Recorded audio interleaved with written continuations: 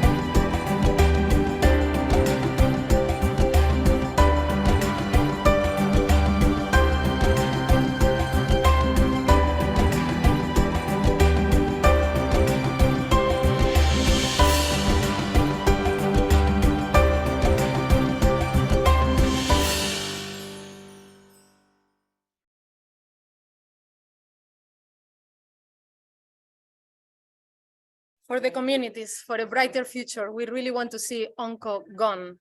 And I have more good news to share with you that actually Clara Jones from the Ministry of Health in Tanzania have stepped in as the interim chair of GON for this year. And the co-chair will be Paul Canty from CDC. So we really have 2 strong chairs and co-chairs that will help us to really accelerate and make GON very dynamic. So as I said, today we are going to hear from Ethiopia. And stay tuned because next month, in the 23rd of March, we will be hearing the story of Senegal and how they also believe they have reached interruption of transmission, and how they are ready, they have stopped NDA, and they want to put in place a strong surveillance mechanism until they can really achieve the final steps of elimination of onchocerciasis, verification, etc. So that will be on the 23rd March. I hope you can join us. But today we are going to hear from Ethiopia. If we want to project the agenda, we will start by listening to the Federal Ministry of Health, Dr. Fikre and Dr. Kadu Meribo, that will tell us the story of the progress made so far. And then we will follow with the perspective, a panel from the Ethiopian partners, from the Carter Center, from RTI, and from Light from the World.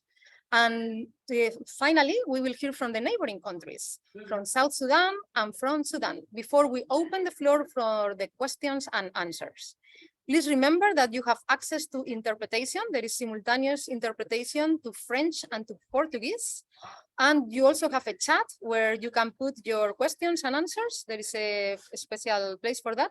So feel free to write there your questions.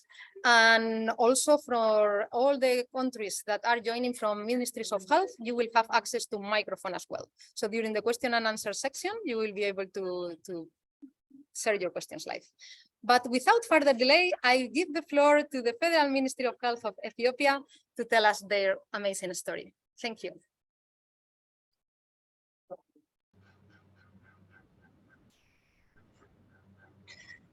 Good morning. It's a pleasure to provide on the psychiatry. Actually, we have a slide.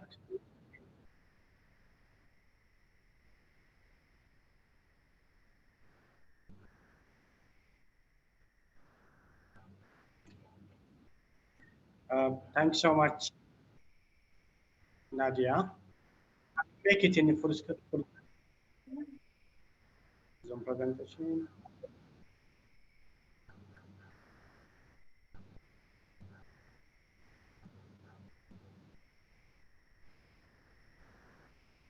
So my name. To me, I have giving an echo.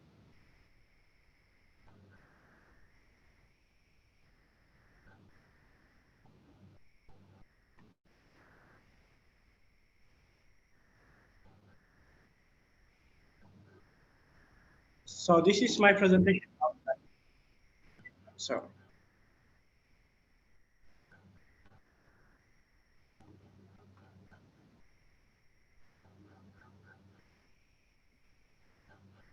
Excuse me, Dr. Seife, but we can't hear you.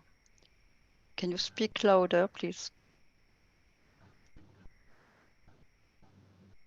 Can you hear me now?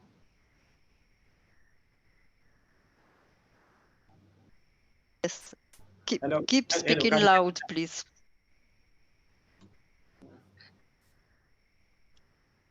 You can go. Can you hear me now? No, the connection is very bad.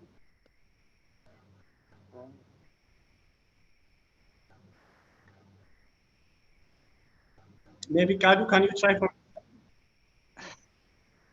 There are some breaks. Can you speak? Can you try again, please? I think it will be better if you use a headset, please. I don't now. So I think Kadu, you can present from your side. Yeah. So. لمكري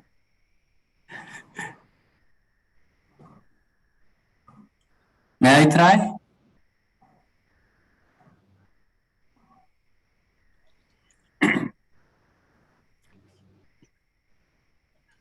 Hello?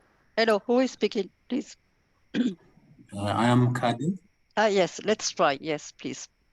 Yeah, Kadu, Okay. go ahead. Okay. This is our outline of presentation. Is my sound good? background, history Yes, you are great. Go ahead, of, yeah, Tal. okay.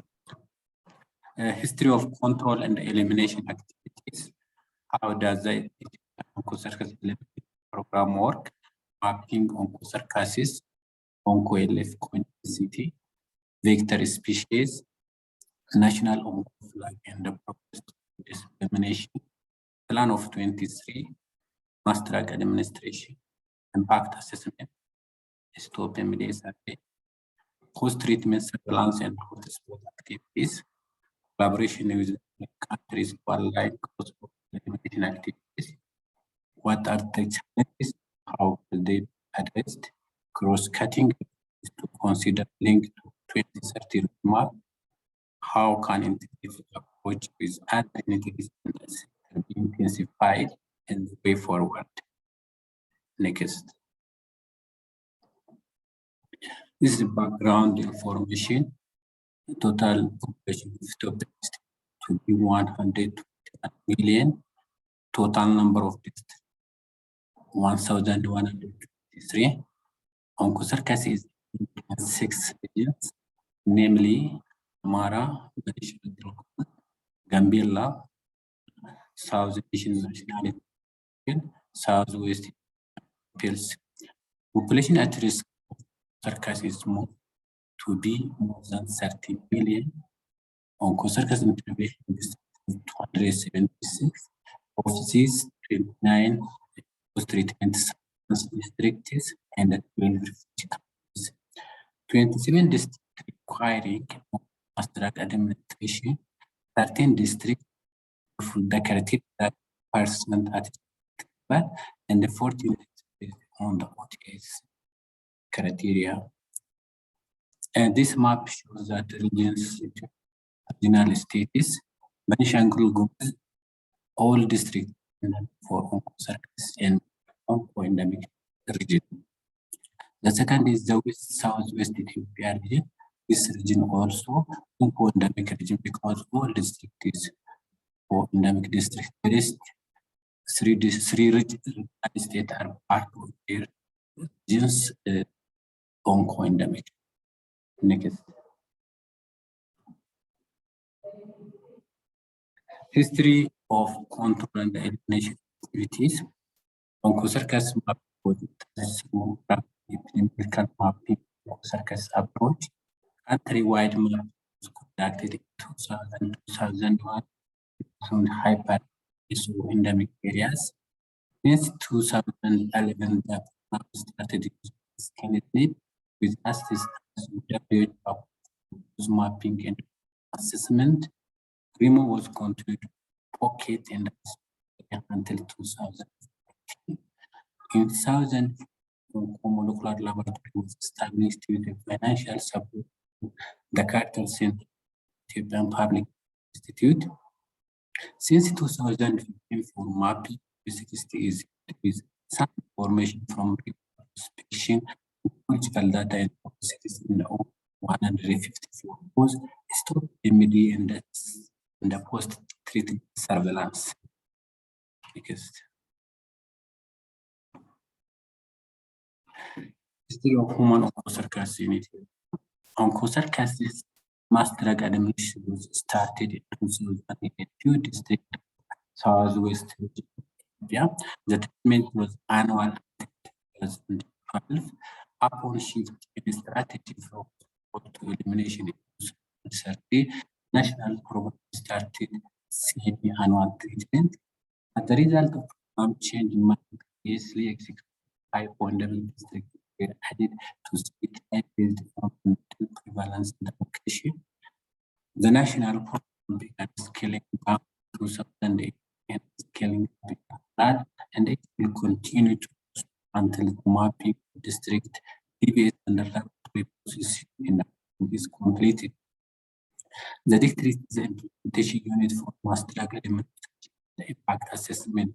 The country has been receiving academic the donation program continuously without interruption since 2001. Next. This is historical data of ivermectin treatment from 2001-2021, and this shows the program started on mass drug administration in 2001 with few population, more than 233,000, and this number gradually increased up to 2012, and after 2013, because of shift in program from control to elimination, the number of persons treated rapidly increased, and in 2021, the number of persons treated reached more than 19 million. Next. How does the Ethiopian onchocercus elimination program work? At the federal or central level, we have two agencies, Ethiopian Pharmaceutical Supply Agency, Ethiopian Drug Agency, and under the Ministry of Disease Prevention and Control, Pharmaceutical Equipment Need, Director Executive, Strategic Affairs, the formal operation and the partnership, and Ethiopian Expert Advisory Committee, and political disease desk. This also have oncotechnical group with implementation partners. Responsibility, guidelines development, advocacy, program managers training, medicine support, integrated support supervision, program evaluation, policy recommendation for ministry of health, expert advisory committee, accommodation, partnership, resource mobilization, and drug district, especially Ethiopia Pharmaceutical Industrial the drugs central hub to district drug store. Others like pharmaceutical and medical equipment need directorate, read between WHO and Ethiopia Food Agency during the custom clearance and other activities regarding drug distribution. The second level, regional health and zonal health department and task force at this level. Their responsibility advocacy, district training, support supervision, and evaluation, social mobilization, media. The third district health office, sensitization workshop for community leaders, extension workers, training of social mobilization, during distribution of drugs, with health center, in the village administrators.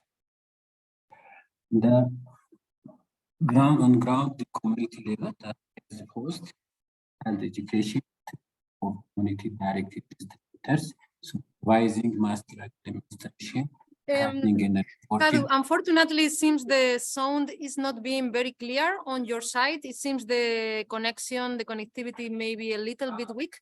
So I am suggesting that Mary Rory, that is the chair of the National Onco-Elimination Committee, maybe he can present on behalf of the Federal Ministry of Health, if that is okay with you, Kadu, because unfortunately it seems that the participants are not being able to really follow the presentation. So he is able to take over and present on your behalf, if that's okay with you.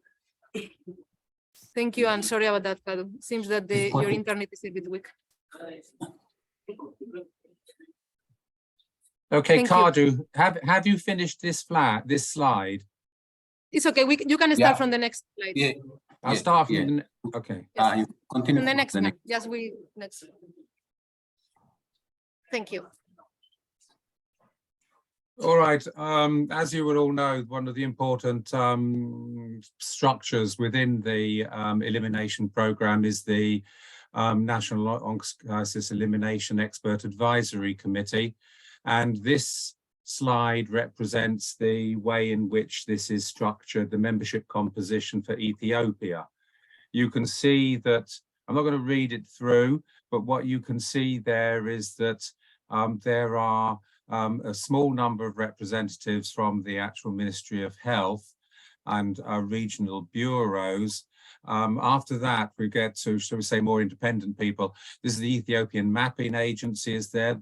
Some of the partner organizations are there, Carter Center, Light for the World, RTI, Addis Ababa is a university is represented, and there are 5 at-large members who are chosen for particular skills which they can contribute. Next slide, please. Yeah, that's a list of the members.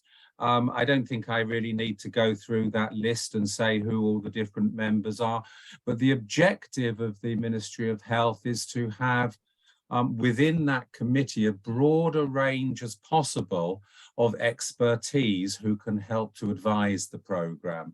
So entomologists, social people interested in the social science side of things, parasitologists, public health people, etc. Next slide, please.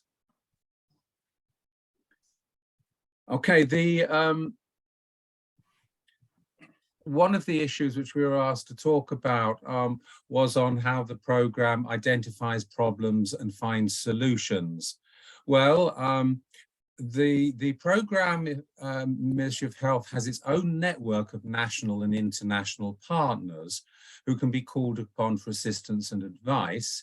But of course, the main port of call is the EOEAC, and presentations at the annual EOEAC meeting describe the work done in the previous 12 months to the committee, along with any problems that the Ministry of Health perceives and its plans for the following year.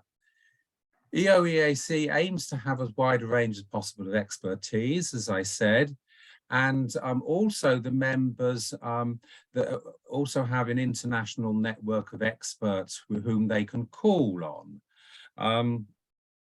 And of course, this includes the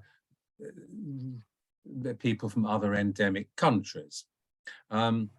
Some members and regular guests sit on other countries' national advisory committees and attend WHO and annual review meetings of partner organization.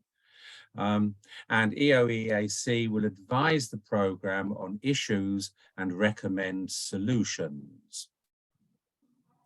So as just 3 examples of this, to help define transmission zones in northwest Ethiopia, there has been some suspicion of vector migration carrying parasites from one endemic area into another. And EOEAC recommended research by La Trobe University to characterize the pattern of migration. And this could be done at minimal cost to the program. Another example was the establishment of the Ethiopian Public Health Institute Molecular Laboratory. And the success of the molecular approaches for the assessment of progress towards elimination has been greatly facilitated by an ongoing association with the University of Florida through the EOEAC. Tom Unash, the key person in this, is a member of EOEAC at large, and also through the Carter Center. Right, but not all of these joint efforts come through the EOEAC. So the program was approached directly and separately from EOEAC, and plans to participate in moxidectin trials. EOEAC was not part of this project, and its only role is to advise the program so as to ensure that that any moxidectin activities don't actually end up interfering with progress towards elimination. Next slide, please. Right, this slide represents a list of partners and stakeholders and shows the various areas of support which they're providing to the program. So you can see that WHO has been helping, has been advising and providing support for mapping of onchocerciasis, mass drug administration, and in monitoring, evaluation, capacity building, and developing program tools. This is mostly through the Onchocerciasis Technical Subcommittee, the OTS. The Carter Centre is assisting with all aspects of the projects, and so pre-treatment assessment, MDA, program assessment, surveillance, etc. Time is a little bit short, so I think you will all have access to this slides later on. So I don't propose to read through the rest of the of what everybody is providing, but I think we should note that it's partner organisations like the End Fund and Light for the World and RTI are all providing enormous assistance, and also research institutes and universities within Ethiopia. So next slide, please. All right, onchocerciasis mapping. This has been an issue for Ethiopia, that the mapping has been problematic. So I'll attempt to describe some of this to you. So mapping was done by REMO up to 2014, as you've already heard, and after that, onchocerciasis elimination mapping after that by the standard process, which I think you will all know. Exclusion mapping for as part of elimination mapping was done through desktop review and then field confirmation. So within Ethiopia, there was always field confirmation of what the desktop mapping, a desktop exclusion mapping seemed to be indicating. So if there appeared to be that an area was unsuitable for vectors to be there, then if there were rivers, but they were thought to be unsuitable, there would actually be field prospection to check that those rivers really didn't contain breeding sites. Okay, with the onchocerciasis elimination mapping, deep dry blood spots have been collected from 491 districts, and they've been analysed from most of those districts. Some of that still in progress, and there are another 17 districts, though, that are waiting to have onchocerciasis elimination mapping completed within them. And that's been where things have been held up, but there's been problems in applying the elimination mapping protocols. Next slide, please. Okay, this shows the field work sites which were carried out for the exclusion mapping. That was on the previous slide, which has gone through, which has already disappeared. And this slide is showing the onchocerciasis endemicity status in 2022. So you can see here that in the red areas, transmission is ongoing. In the yellow areas, it's suspected to be that it's been suppressed, and in the whatever color you call this orange sandy color, it's suspected that it's interrupted, and so these will be areas which are at this moment undergoing various forms of assessment for PTS. Now the white areas represent those areas which have been judged to be non-endemic by exclusion mapping. The blue areas are areas where the status is for one reason or another unknown, still unknown at the moment. Now, within these white areas, you can see a lot of pink areas.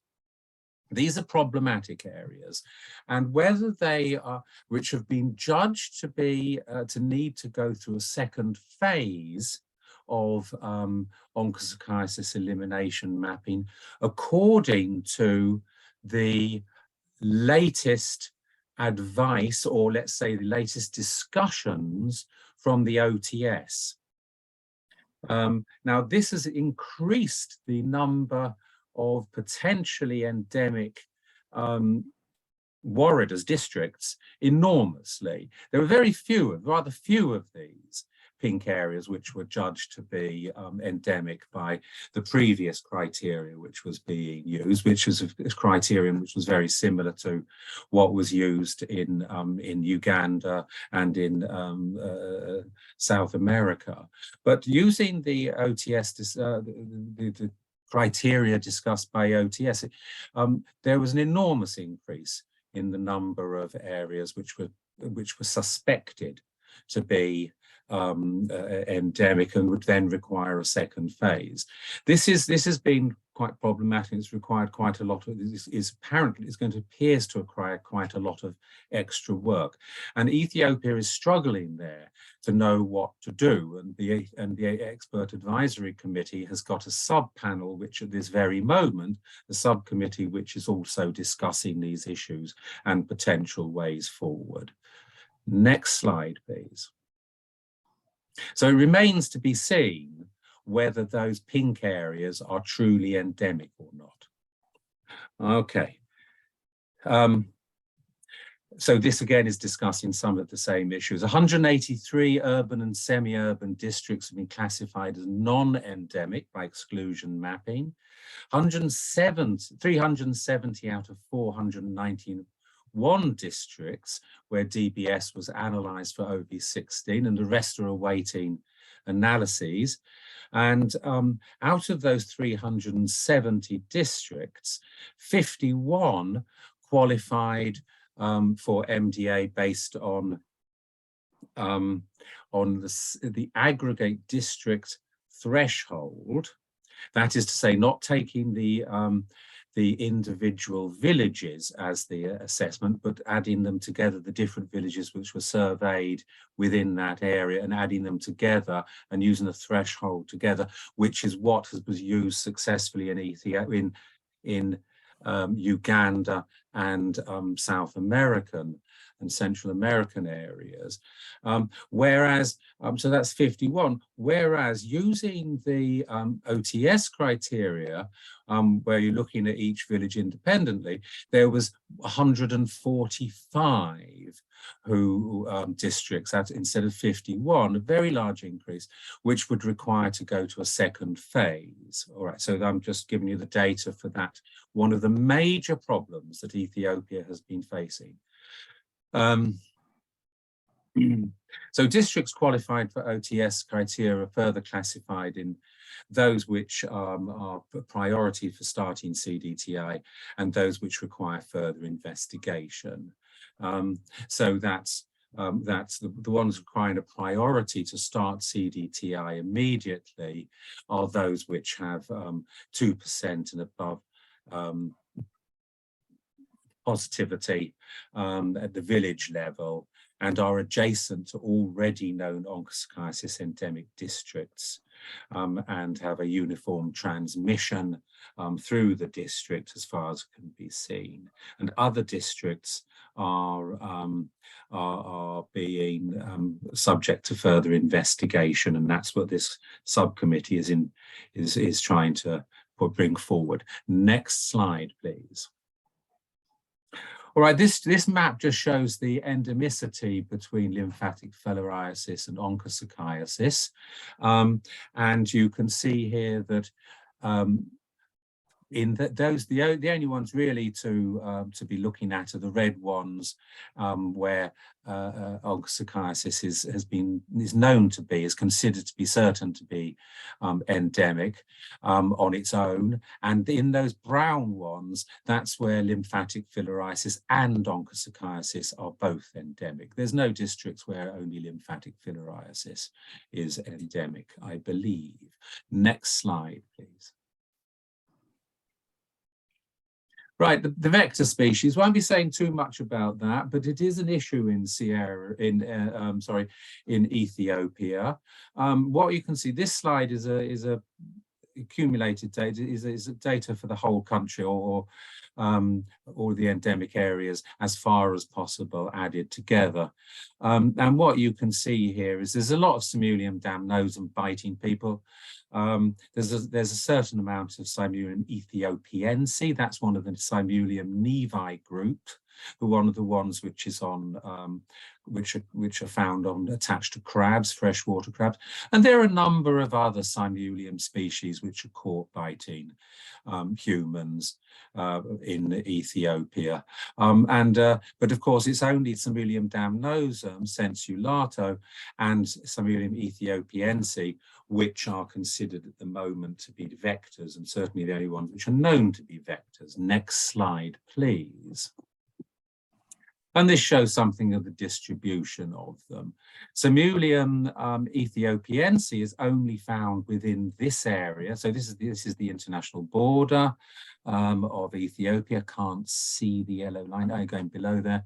So this area, this mountainous area here, this is the Rift Valley going through. Addis Abeba's in just lying off that. In this mountainous area, here's the only area known to be where Ethiopiense is. Simulium ethiopiense is not found in any other country, and it's only found in this area in Ethiopia.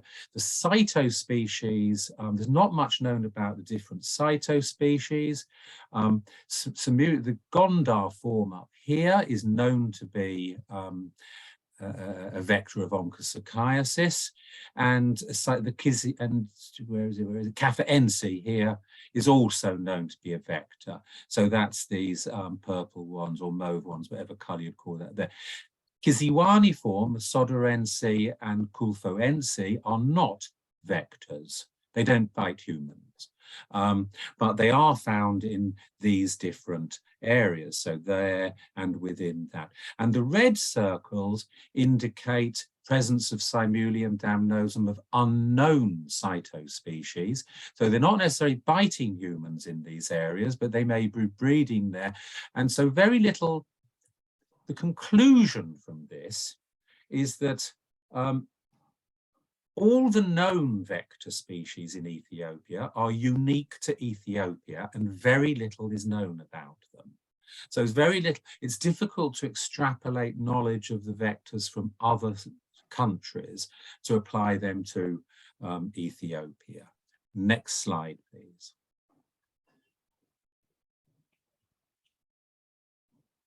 Next slide, please. Okay, this is the national flag. And here's the national onco flag.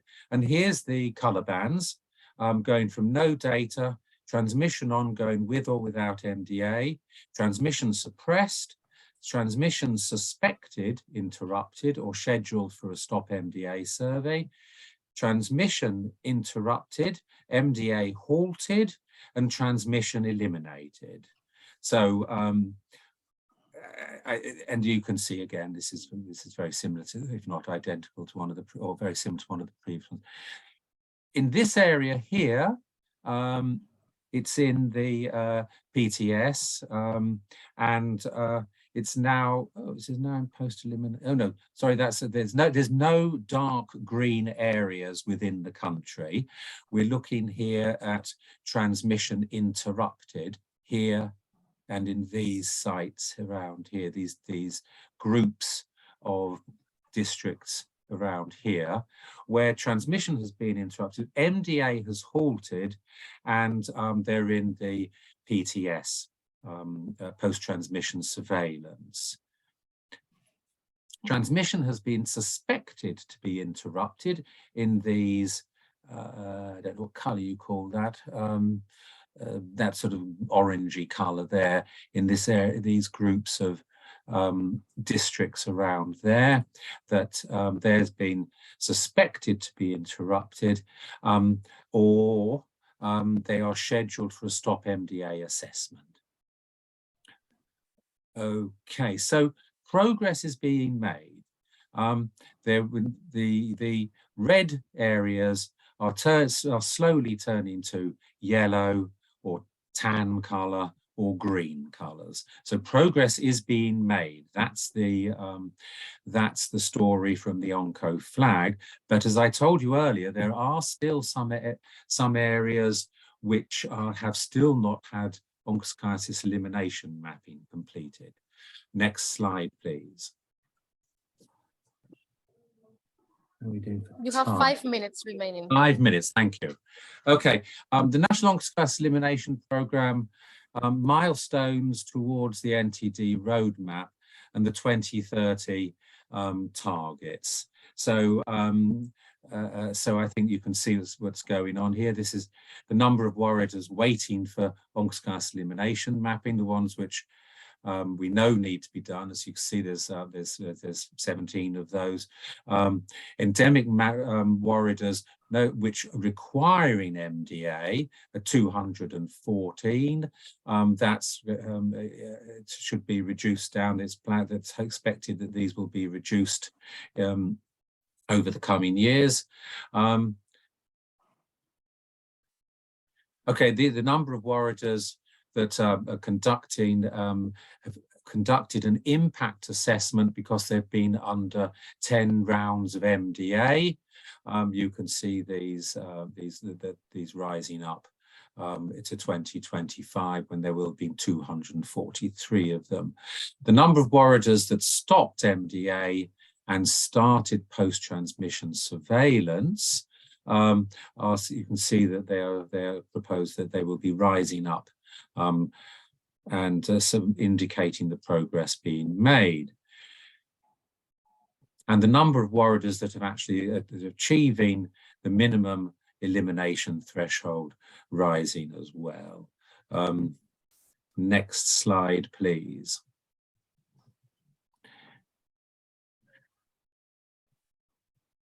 Right, one of the problems in Ethiopia is that the partners who are doing sterling job, TCC, EndFund and RTI and Light for the World, there are, however, some districts and refugee camps without a partner. Well, we know that there's endemicity. They've gone through a robust onchocerciasis elimination mapping protocol, but there are no partners helping to support those areas yet, and so MDA is not being carried out in those 27. Next, please.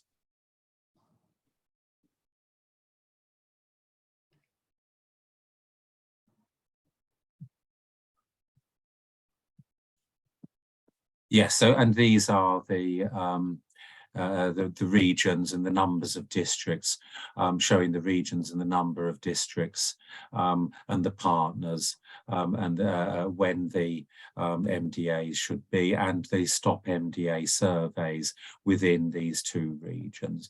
We're running out of time, so I'm not going to go through these in any more detail. Next slide, please.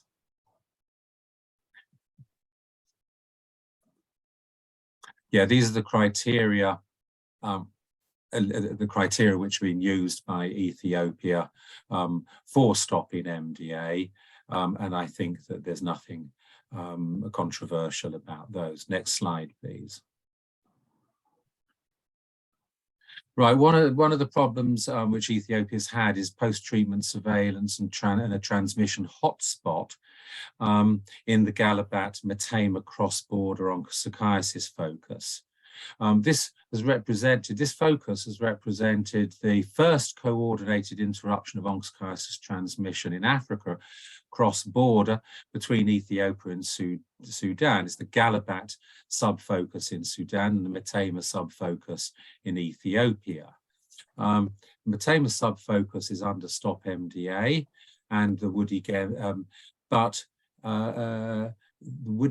and the Woody Gemzu hotspot has been identified within the focus.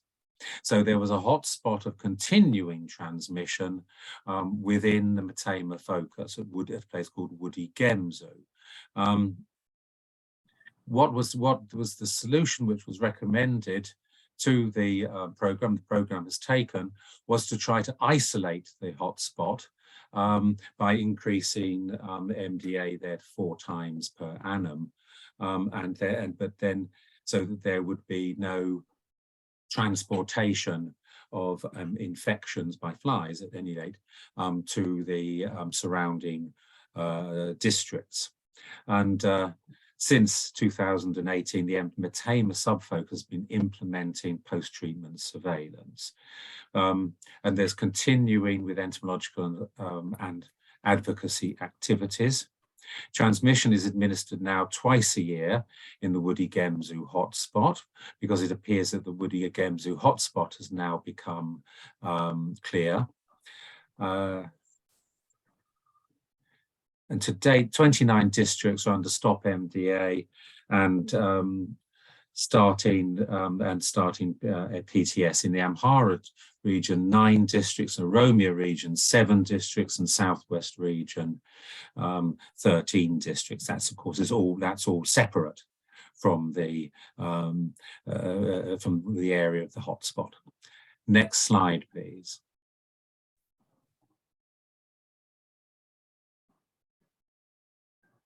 Okay, this was going to be a map which was going to show you the information about the hotspot. I'm not sure that I've seen this one. In 2018 to 19, there were 2, this is explaining the hotspot situation. There were 2 flies which were positive in the hotspot. That's the hotspot there that I'm indicating. I hope you can see that. It's the black triangle in the middle, if you can't see my cursor working on it. There's the, that's the hotspot area, whereas the rest of it was all, the rest of the area was all negative. Galabat on the other side of the focus was all negative, and the rest of Metema was all negative. However, when you got to the end of the post-transmission surveillance in Metema, well, Galabat's still negative, but within Metema, out of 6 sites which were examined, 3 pools turned out to be positive. And the expert committee is currently, has recommended, and there is an in-depth research investigation to try to find out why that is the case. That's going on at the moment. But the strong evidence, the strong, most likely cause of this is migration of people. There's a lot of refugees around in this area, and there's also there's a lot of movement of people around in this part of Ethiopia, and it's strongly suspected that that might be the main cause. And of course, this is under investigation, including possibilities that it might be fly migration and other things.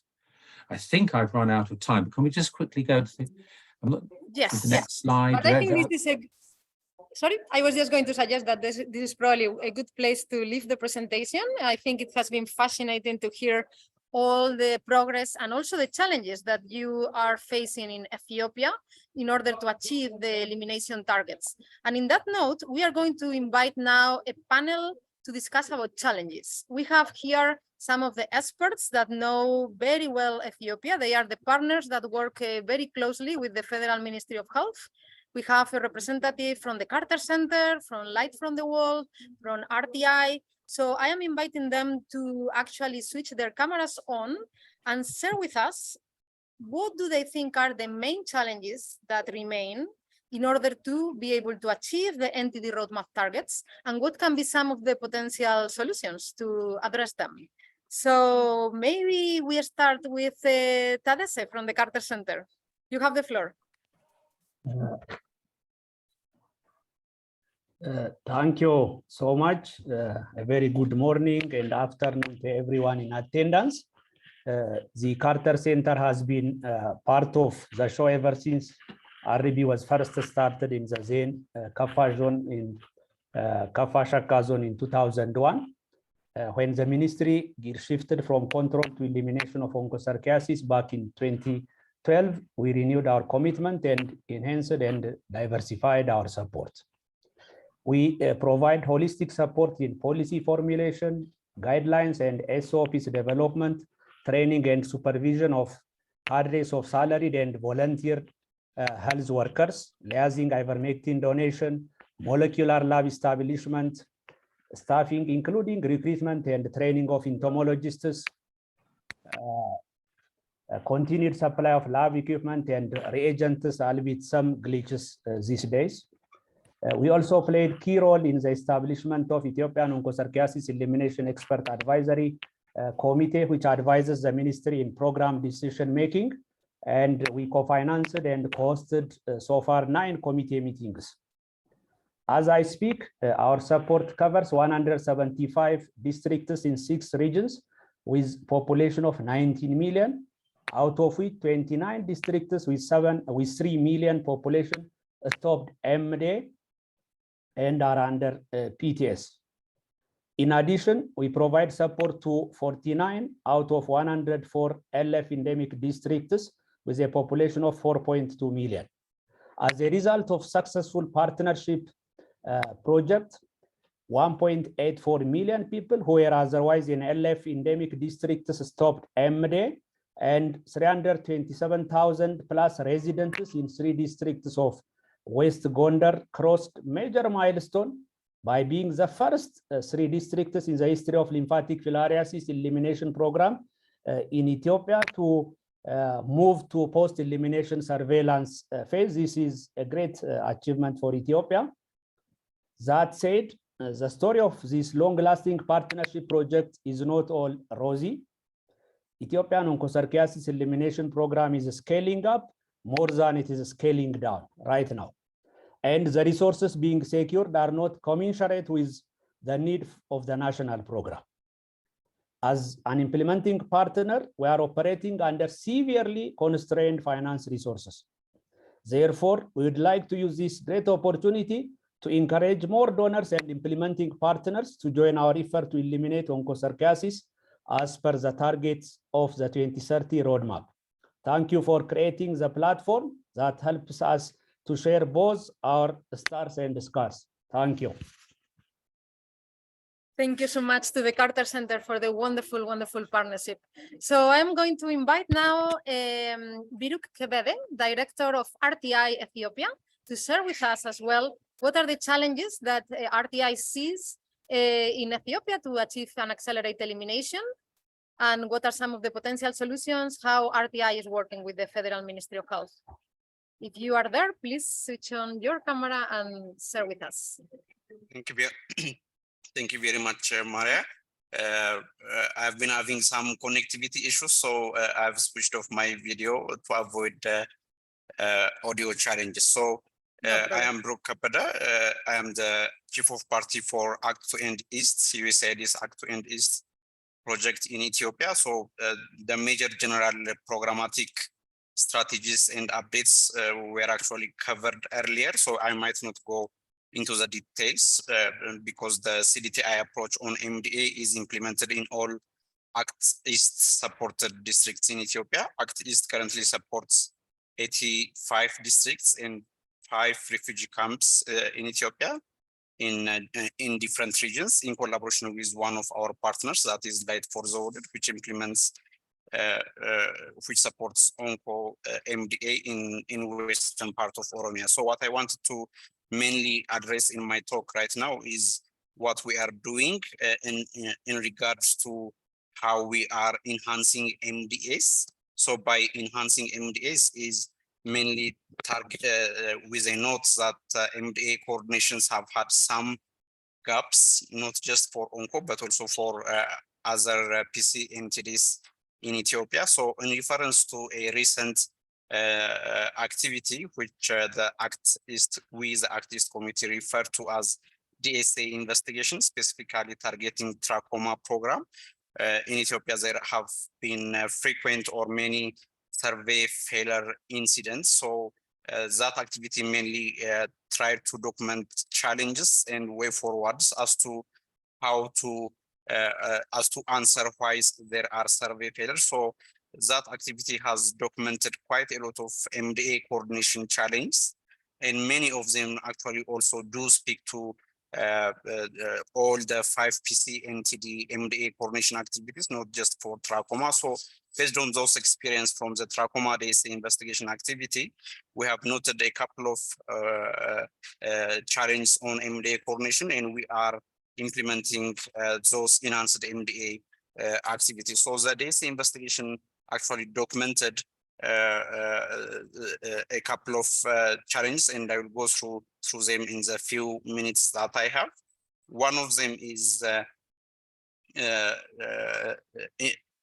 challenges around the quality of cascaded MDA implementation as one goes down the cascaded system, especially at district level. There are challenges in meeting quality standards of MDA training standards set by the MOH. So we have observed a challenge in terms of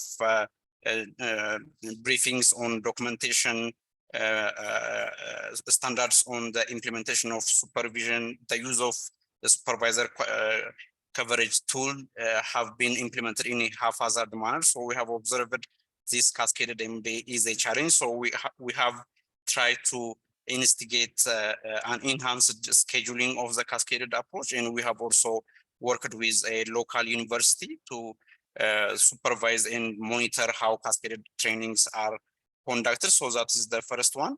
Second is the use of MDA coordination platforms, especially at regional and sub-regional level. There are MDA coordination task forces. So how the functionality of those task forces has been a challenge. The task forces do need to review daily MDA data. So we have tried to put together a standard protocol or a TOR as to who will be involved and as to how the daily data are reviewed through the task forces. So that is the second challenge that we have identified and are working towards. The third one is we have noted target population discrepancy for MDA is indeed affecting coverage being reported. So we have identified those from the DSA investigation, and we have tried to institute the conduct of census prior to the MDA start. So we have tried to implement that. That is the third one. The fourth one is quality of supervisions. So on supervision, we have identified it as a challenge and have put together strategies, including enhancing or increasing number of supervisors, targeting hard to reach areas. We have documented that hard to reach areas usually lack a well-coordinated MDA implementation. So that is one. The second one is how daily data, MDA data is shared to task forces for review. So we have put together how MDA teams and supervisors share daily MDA coverage data in order to ensure that they are reviewed well through the task forces. So those are the challenges that we have identified and are implementing these enhanced MDA activities in our current OV MDA being implemented in Benishangul Gumuz region in Asosa zone. So we hope we will be able to share outcomes of those results, especially to be able to talk to as to how we are enhancing MDA's impact. Thank you very much.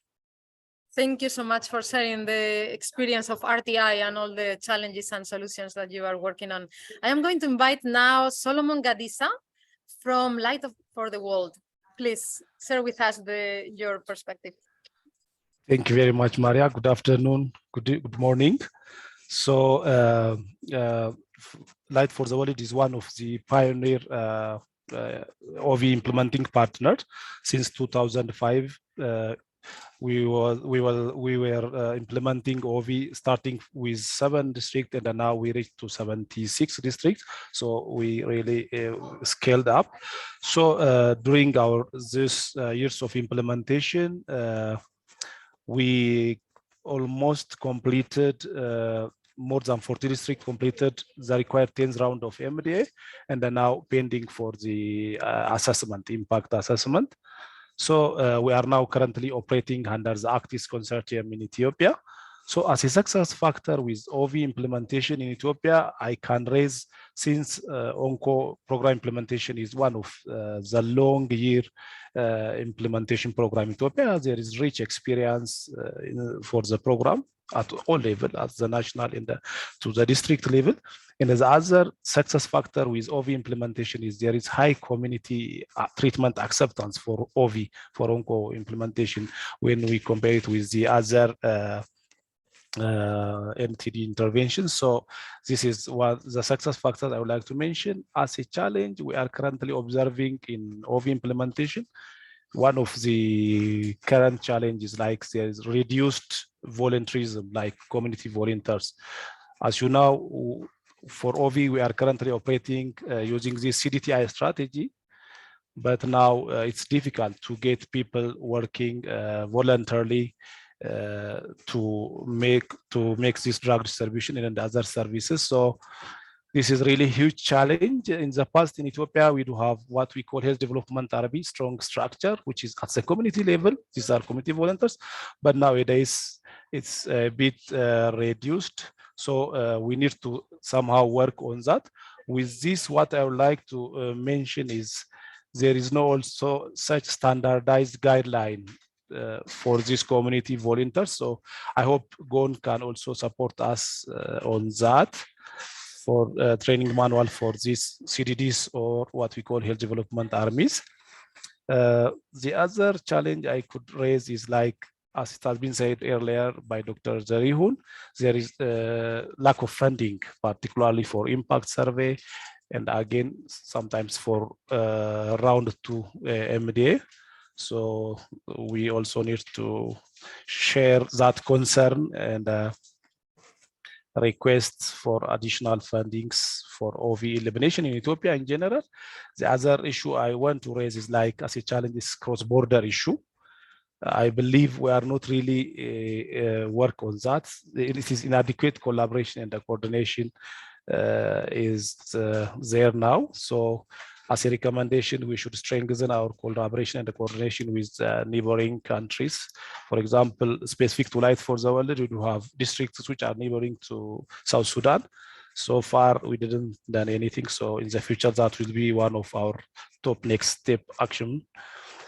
That's it. And finally, maybe in general, with OV, I see there is no such a clear guidelines to stop MDA and to do what, like that of trachoma, for example. So maybe GON will also assist on this.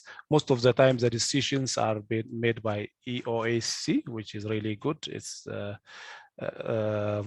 of the experts who decide on that. Maybe if possible to have clear guideline, and that is important. So this is what I would like to share from my side. Thank you very much. Thank you so much, Solomon. And you mentioned something very important, that elimination of onchocerciasis from Ethiopia cannot be achieved without a close collaboration with the neighboring countries. That takes us to the next panel. Our next panel, we are going to be discussing about cross-border issues. And for that, I'm going to invite Jack Ball from South Sudan to share with us what is the situation in the border between Ethiopia and South Sudan, and what are the main challenges on the elimination of onchocerciasis in the cross-border. You have the floor, Jack.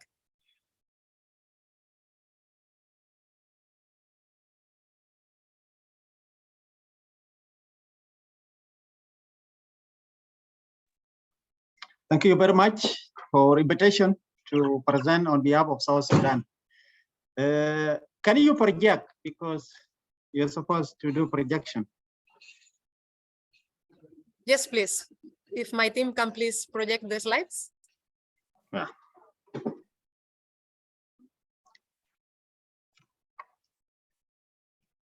Thank you. Okay. Can you move this? Oh, right. Is it okay? Can you see it?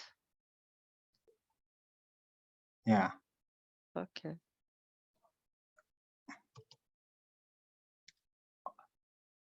Benson.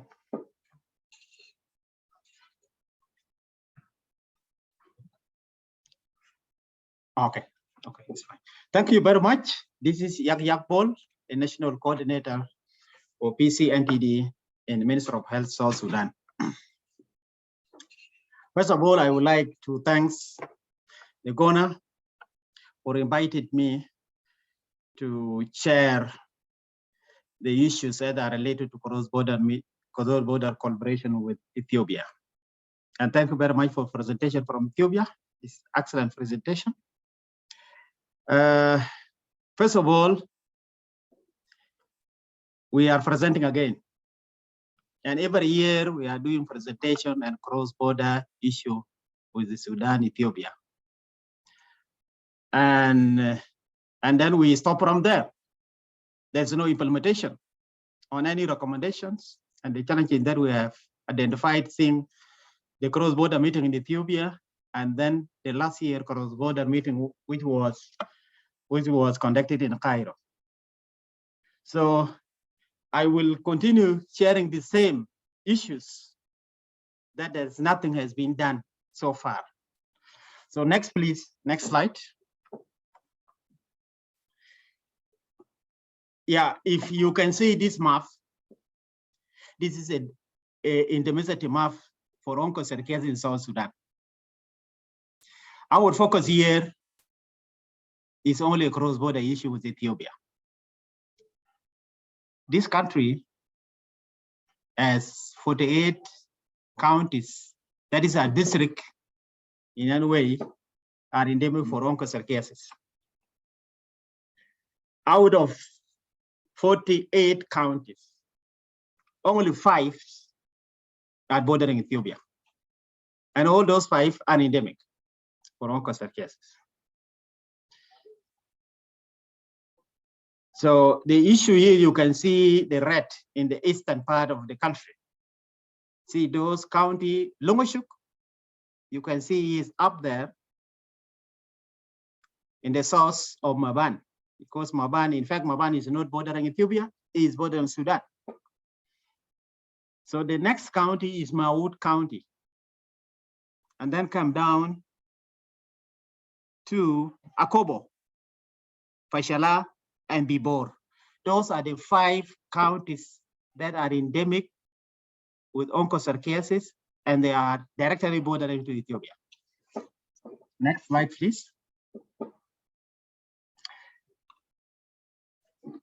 This slide is talking about shared transmission zone to South Sudan. It should be Ethiopia. I don't know where Sudan come here, because yesterday I was doing another presentation also on Sudan, but this is Ethiopia, sorry. Longashuk focus. The estimated population for this county is this figure, over 88,000 people. There is active movement across the border with Ethiopia. Our colleague from Ethiopia know this very well. The county is affected by conflict since 2013. There was an arrest that has happened in 2013 that's seriously affecting those counties that are along the border with Ethiopia. MDA for Onco, it started only in 2022 because the program could not able to reach those places due to insecurity. So last year, that is the first time we went in and we had implemented the mass drug administration.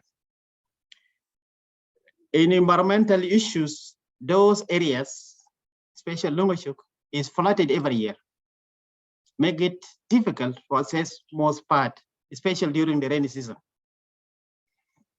This year, 2023, we are going and implement the MDA in the same counties. If you can see the map here, this is a map, the Remo map showing Longashuk focus. If you can see here, Longashuk up here in the eastern part, that if you see the Longashuk is yellow, those are the counties that I'm talking about. The Longashuk up here and up to down here. When you see the more east, you see the Ethiopia side. We will see it in the map that has been presented by Ethiopia. That is a major issue here. Next slide, please. Next slide. Yeah, the same thing, the focus for Maud. You can see Maud, it is the same situation. The population is there captured, and then there is active cross-border with all Sudan. In generally, what I can say simply, Maud have secured a fund for 2023 intervention. And the first MDA was conducted in 2022 last year.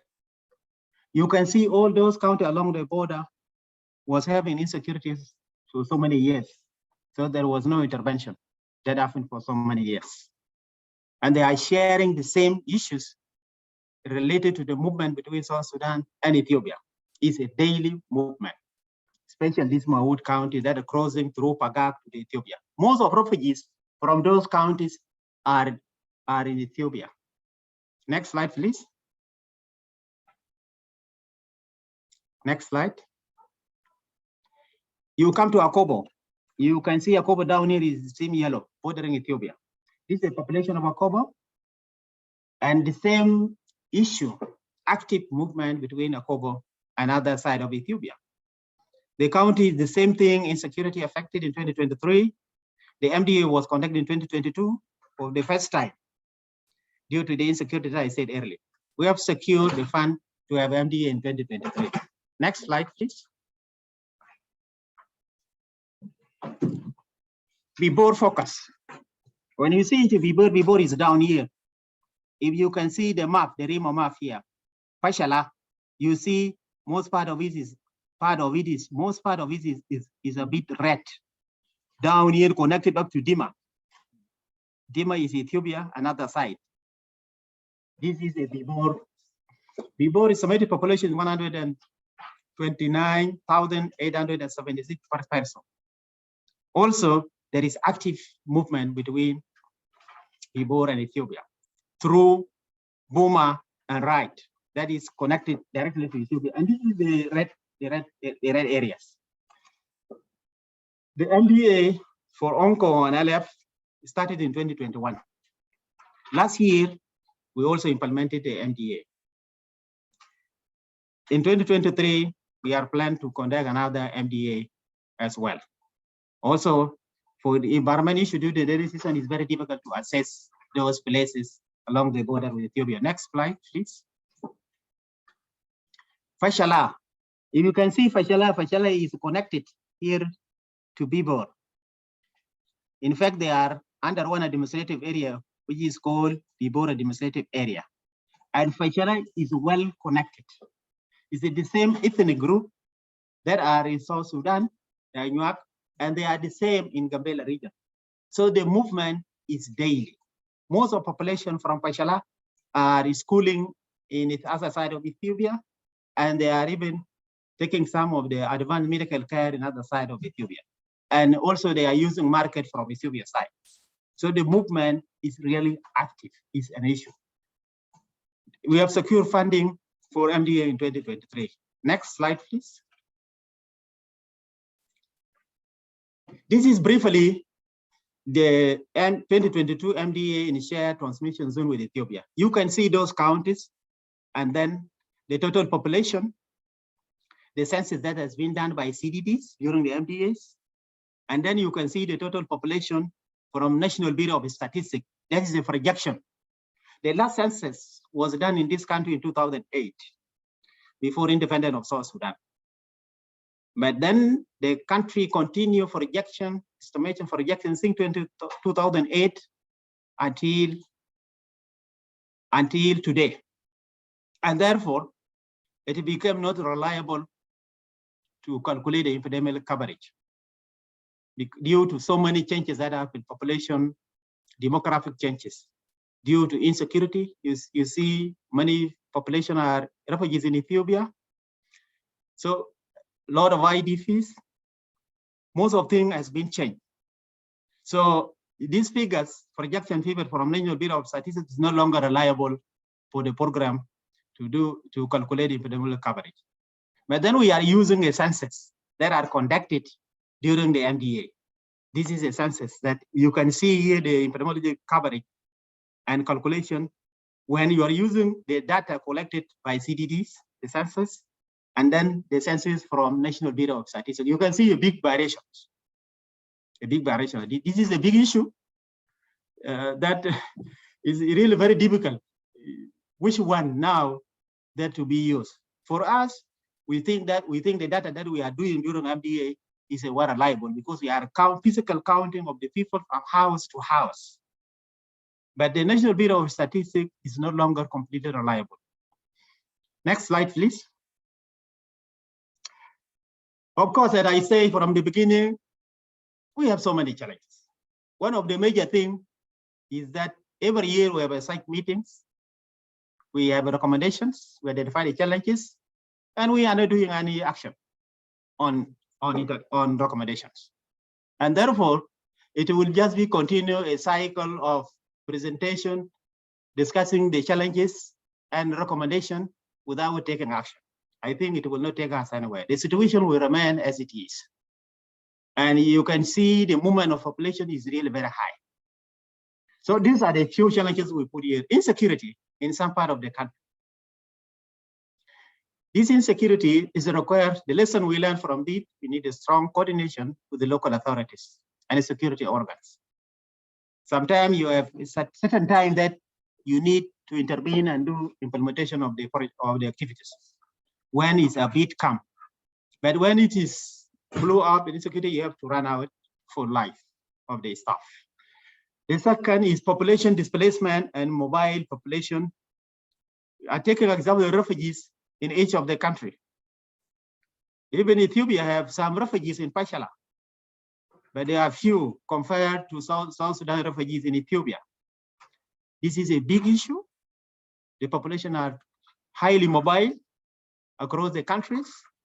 And this is where we miss them. Even during the MTA, you may miss some people that will cross the other side, and then they will return back when the MTA is ended. So you continue missing the good number of the population in the middle. The third challenge is demand for high incentive for CDDs and supervisors. This one is a fragile from other community-based program. You know, we didn't harmonize the incentive in South Sudan. So this became a big challenge. This one, many people are running away from the program because we are paying less compared to other programs. And it's affecting to get the qualified people who can support the program. The fourth challenge is low donor and funder commitment to support the cross-border and victory control activities. This is a real. We don't have any support on funding for cross-border activity. As my colleague from Ethiopia said earlier, this is a major challenge. And that's why all those meetings, without support, we will not be able to achieve anything on cross-border meeting, apart from those annual meetings that we are conducting. The issue of victory control. We don't know now the breeding site between Ethiopia and South Sudan. It is simply, we are not doing the basic thing, at least just to identify the breeding sites along the Ethiopia and South Sudan. The last challenge is low capacity of the state and county entity staff to implement the effective onco intervention. This is an issue because, you know, due to low payment, the low motivation to the staff, people are running away. We don't get the right people who can be trained and implement the program. So this is the last. Next slide, please. We come up with few recommendations. Yes, and we may need to wrap up and finish in the interest of time. Yeah, thank you. Just 1 to 2 minutes. One of the recommendations is to establish a coordination at local authorities level and district adjusted to South Sudan and Ethiopia. Just that is simply because if those district and county at the border are not involved, are not coordinating, then definitely there is nothing will improve. So we need to establish a strong coordination involving the local authorities across the two borders. Entomological and epidemiological assessment of transmission along the border shared with Ethiopia. This is very important. The other recommendation is to mobilize the resources to strengthen a cross-border cooperation. I repeated several times. Request harmonization of MDA treatment schedule between South Sudan and Ethiopia. This one is very important. When you have a plan, then you will be able to fund it and implement it. We propose that we have a planning meeting for this purpose, involving both cross-border authorities and local district and counties in both countries. Capacity building for South Sudan technical staff on vector control along the sharing border, transmission for Kyle, and even including the coverage survey along the borders.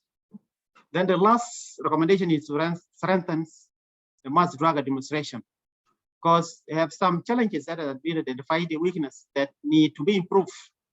So those are the few recommendations, among others, that we put them here for the panel to react on them. Next slide. I think that could be the last. Thank you very much for inviting me to share with you the few slides on cross-border issue between South Sudan and Ethiopia. Thank you very much. Thank you so much. Thank you, Jack Ball. And I hope this is actually the beginning of a strengthening of the collaboration and the relationship between the two ministries of health, so that you can address some of these issues together. And we are here to support you on that conversation as well. So now we are going to pass the floor to Issam Farouk from Sudan. I understand from Fikre that you are having more regular meetings between the Federal Ministry of Health of Ethiopia and Sudan. So, but nevertheless, we wanted to share it with the full partnership of GON, so that you can also have the opportunity to share how are you addressing the cross-border issues, what is the conversation that is happening, and the collaboration between the two governments. So please, Issam, take the floor, and we can project your slides as well. Unfortunately, we have to keep it very brief. Thank you. Yeah, thank you, Maria. Yeah, and I have all these 3 slides, and thank you all people. You're listening, you're hearing me. Okay. We have a good collaboration between Sudan and Ethiopia, which will start in 2014, actually. And the most important thing, we have in Galabat, Matamma, cross-border focus, and this one, the very thing which we did as a collaboration, we made a real map or transmission zone, as we are saying that one. It is a transmission zone and was done by the OV16 ELISA and ecological factors. From this this map, we start really to do our job perfectly before it is a vertical programs for each country. And we can determine even the buffer area where determined based on the absence of infection and flight range of flight. And this is inside Ethiopia. That is why it is in Ethiopia, it is isolated one. If you look up in Sudan, and you're seeing that blue in the above, yes, blue on the up, this is an artificial lake formed by two twins dams. This make a barrier in the north of the focus. This make as a barrier in the north of the focus. So in the north of Sudan, there is a big lake, and in the south of Ethiopia and east of and west of Ethiopia, the buffer zone. That is why if you look, it is a transmission zone. And from this one, we start doing our work together between us, and we succeed to stop treatment together in 2018. One of the collaboration between Ethiopia and Sudan, and this is very important for all countries. In Sudan, 2015, we collect the flies and dry blood spots, and it's all negative, and met 2016 WHO criteria. But it's still inside Ethiopia, it's not clear what the situation.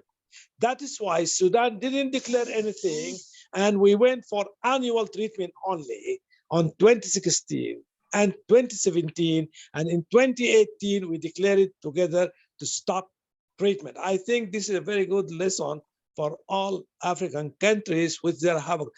I think in one meeting before here in Ghana, somebody asked about this one, and did reflect this point.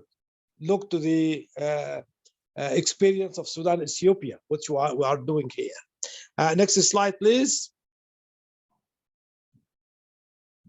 Yeah, this is exactly, and I put this slide just to show the 2016, 2017, because we start annual and then we are going for biannual treatment. And also our experience in Sudan in elimination of oncocer cases, the biannual treatment. We did it in Abu Hamad in 2006, and on that, before we are shifting from annual to biannual, we make a baseline through PCR of black flies, and we found that it's moderate, there is still transmission is going on. After 5 rounds of biannual treatment, we reached to stop treatment, and then after 3 years of PTS, it is also clear and met WHO criteria.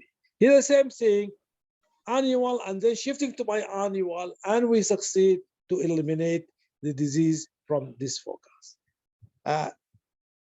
Next slide, please. Hello? Yeah, this is just a conclusion for the collaboration between us. What is important? By the way, in the borders, so easy here in Africa, people they can meet on the border without using passport, without need for visa, and this is what we did it between Sudan and Ethiopia. We are meeting in Labat Matamma. We are passing without any passport, without no need for visa, and doing a lot of job together.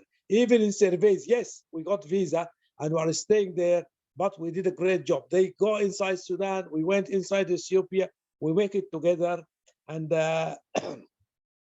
and we succeeded to make the transmissions on this one. Also, one of the things in collaboration, we are always attending OEEC, and Ethiopia also they are attending our meetings.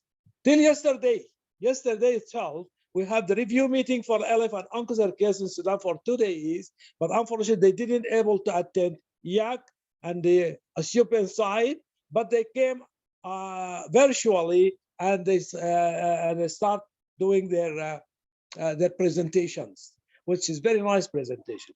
From this point, I can tell clearly there is a good experience in cross-border, and we have still a cross-border between Sudan, Ethiopia, and South Sudan, Asosa, Koreabus, Maban, which is very big focus. Still, we need together, but security is a real problem in that area. Still, we have a problem of cross-border between Sudan and South Sudan in Koreabus and Raja. That is also a challenge. So what we need from this experience, we need to sit together and to put plan of action.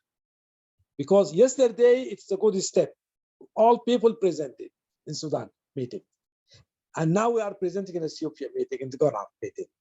Okay, what is the problem? Let us write and plan of action and start doing the job together.